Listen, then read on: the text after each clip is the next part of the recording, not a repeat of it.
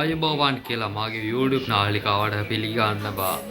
ඒ අතරෙම අපි සාමාන්‍ය කියනවා නම් බෞද්ධයෝ මං ආගමික වශයෙන් ලේබල් එකක් ගහනවනේ අපි බෞද්ධයෝ.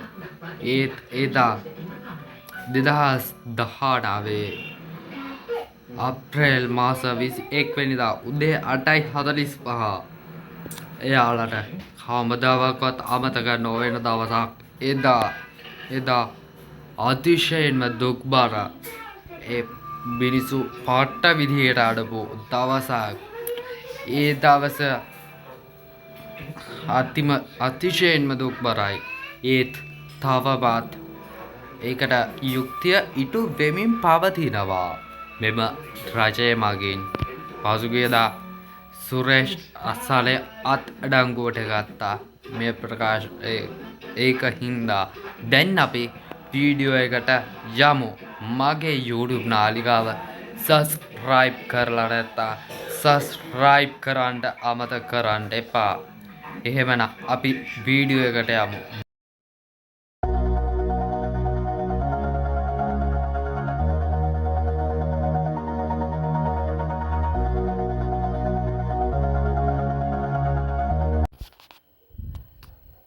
දිනය 2019 අප්‍රේල් මාස 21 වනදා මෙහිදී ප්‍රධාන වශයෙන් පීඩා විඳි ජනතාව ගතහොත් සහෝදර කතෝලික ජනතාව සහ සහෝදර මුස්ලිම් ජනතාවයි.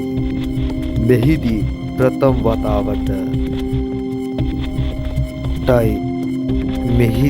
ප්‍රථම වතාවටයි සහරාන් නමැති රොදුරු ත්‍රස්තවාදියාගේ අනුදැනුම මතද නැතිනම් ශ්‍රී ලංකාවේ සිටි විධායක ජනාධිපතිවරයෙකුගේ අනුදැනුම මතදැයි සමාජයේ දැඩි ප්‍රශ්න රැසක් අසමින් සිටි. කෙසේ වෙතත් මෙම සිද්ධියට අදාළව හිටපු බලශක්ති අමාත්‍ය උදේ ගොම්මන්පිල ඉදිරිපත් කළ කතාවේදීද හෙළි වූ බවටයි. මෙහිදී සමාජයේ ප්‍රශ්න නැගුවේ. මෙහි පළමු ප්‍රහාරය සිදු වූයේ කෝච්චිකඩේ සාන්ත මුනිදුන්ගේ දේවස්ථාන පරිසරයේදීය.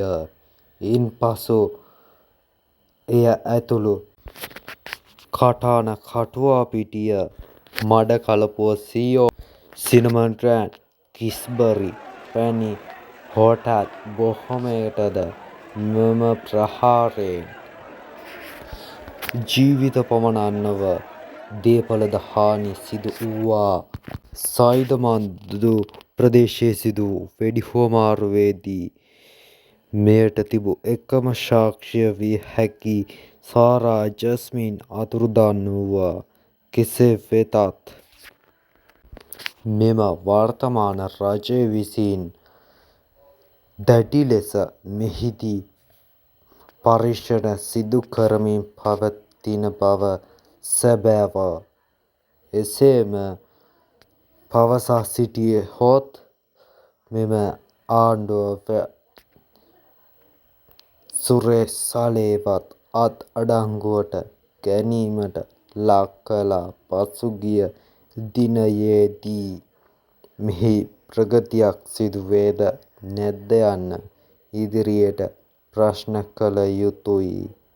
වර්තමාන ආණ්ඩුවේ ආරක්ෂක ඇමති එවකට නැගෙනහිර ආඥාපති විශ්‍රාමික මේජර් ජෙනරාල් අරුණ ජයසේකර මහතා මේ දරුණුකම නිසා හරියටම හොයාගන්න බෑ කීප දෙනාද කියලා. නමුත් මේ ගෙදර ඇතුළ සහ ඒ ගෙදර පරිසරය ඇතුළත 15 දෙනෙක් පමණ මිය ගිහිල්ලා තිනවා. බෝම්බ රැගෙන ආපු ඒ කණ්ඩායමට අයිති 6 දෙනෙක්.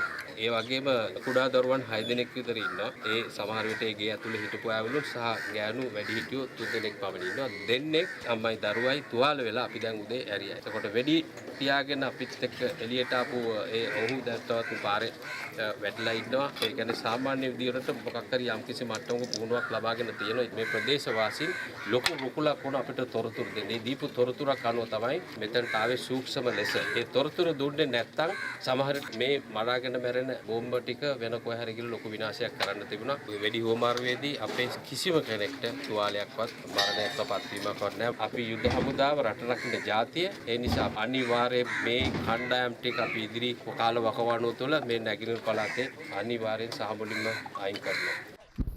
උදේකම්මබිල කෙසේ කිව්වත් සහ රම්හෂින් නොව ගෝඨාභය රාජපක්ෂම පමණයි මෙම පස්කුවහරයට වගකිය යුත්තේ.